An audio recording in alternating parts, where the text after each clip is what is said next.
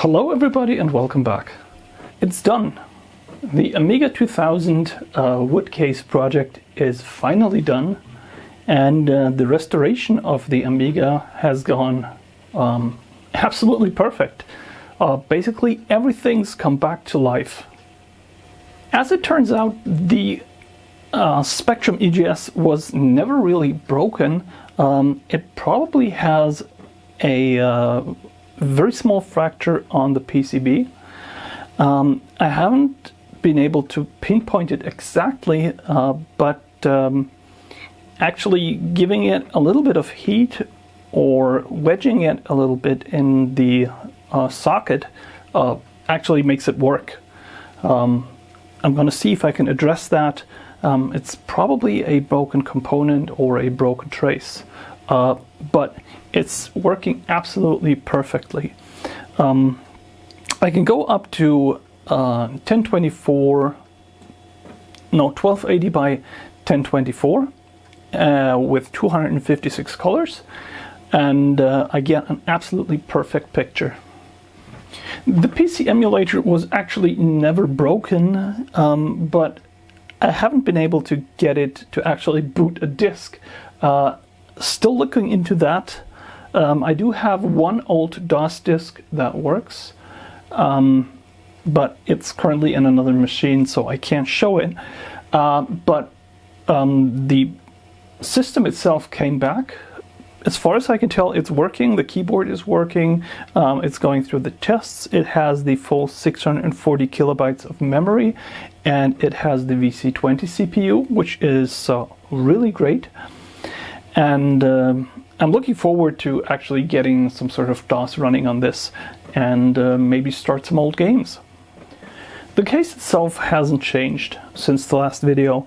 I did add the LEDs, and I added 2 LEDs per hole because I do have some extra headers where I can put lights on, like for the second SCSI card or for the PC emulator card. They do have status LEDs, and I now have 4 status LEDs at the front, and all of them are working, and I can just bundle them up. But the case itself didn't change. I did not need to go into any retro brighting of the drives or anything. They just cleaned up really well with some window cleaner. And as far as I can tell, all 3 drives are working perfectly. For keyboard and mouse, I am using an adapter to go from PS2 to Amiga keyboard, and I have an aftermarket optical mouse that has the standard 9-pin joystick connector, and that just works. Both of these devices were relatively cheap, and I can just continue using them. The only thing that I don't really like is that this adapter box is so big, and the cable that comes with it is so short that you can't actually hide it. Maybe I'll do something about that, but not sure yet. So before I open up the case and show you what it's like inside, I did not do any sanding. I chose to just leave it that way because it has this vintage Western look, and I really enjoy it. It looks absolutely perfect. It is also relatively silent.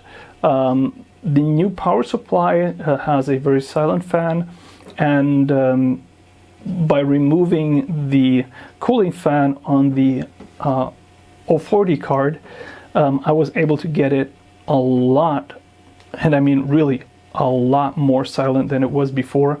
And the big cooler that is on there now is quite sufficient for cooling the CPU.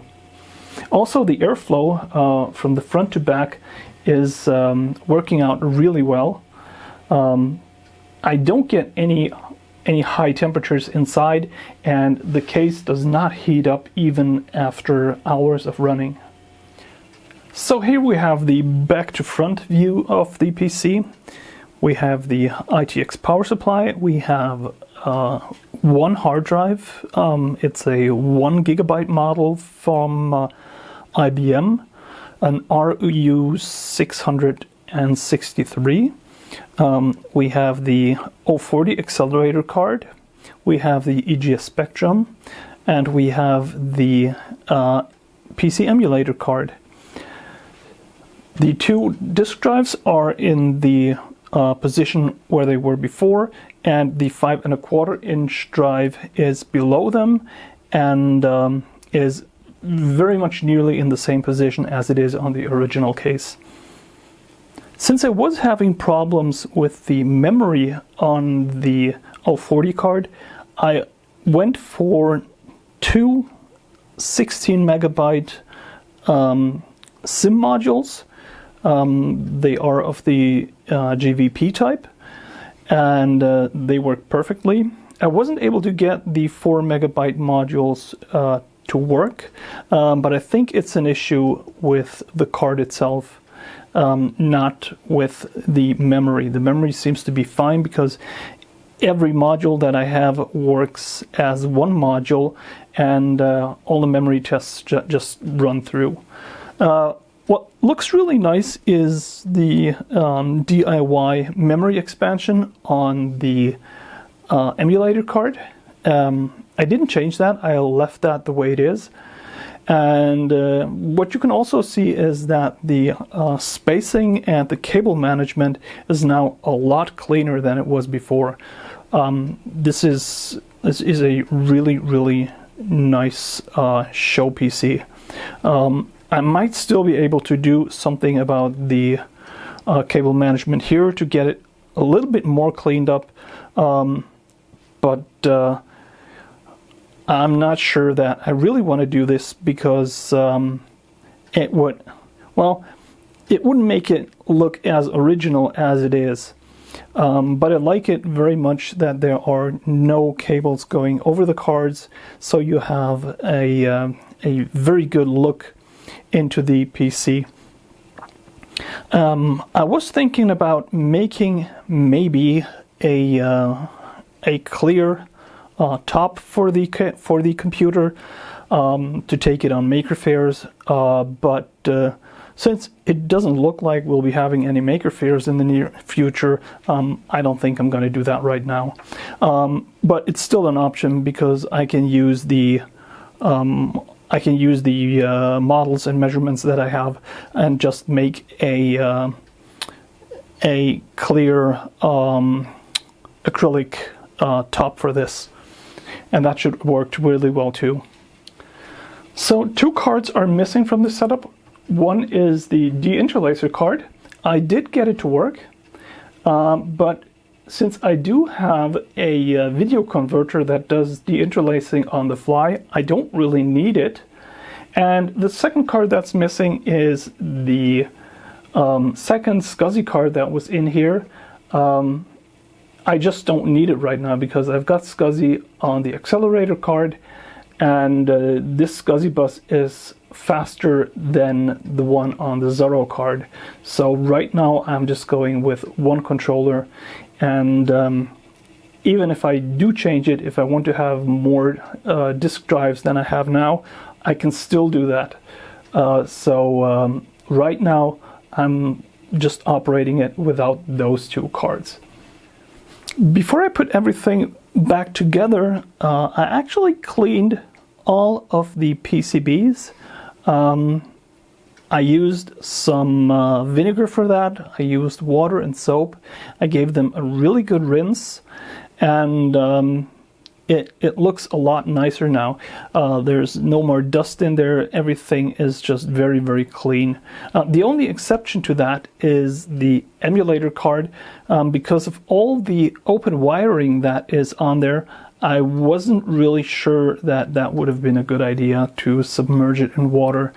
I may still go ahead and use some pressure air to try and get it to be a little bit cleaner, but right now that is just secondary. I think the way it looks very much original, and it looks really hacked up, and it's great that it works, and I want to preserve that. Now finally, here's the look into the machine from front to back. You can see that the SCSI cable that I have in here is still longer than it would need to be. This is the original cable that came with the computer when I got it. Didn't modify it. Might still clean it up, but not sure. And all the other ribbon cables are now routed under the cards, and that's what makes it look really, really tidy. And I'm gonna leave it like that. Also, you can see that everything is now held down with screws.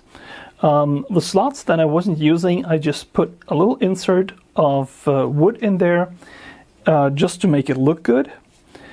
And if I ever need to use these again, I'm just going to pop them off with a screwdriver and keep those inserts. It is really easy, really simple, and I didn't want to do anything special to that. But of course, it does make sure that all the air that is going through the system takes the path that I want it to take, so everything goes by the cards, and it cools the system before exiting through the fan at the power supply.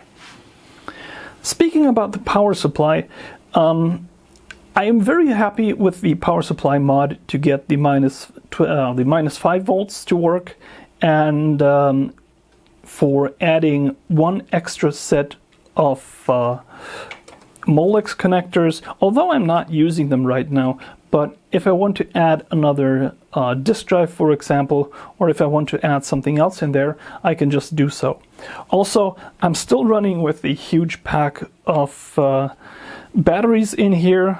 I haven't been able, or I haven't found the time to actually make a new battery pack that just has one lithium cell, because I don't know where to put it right now.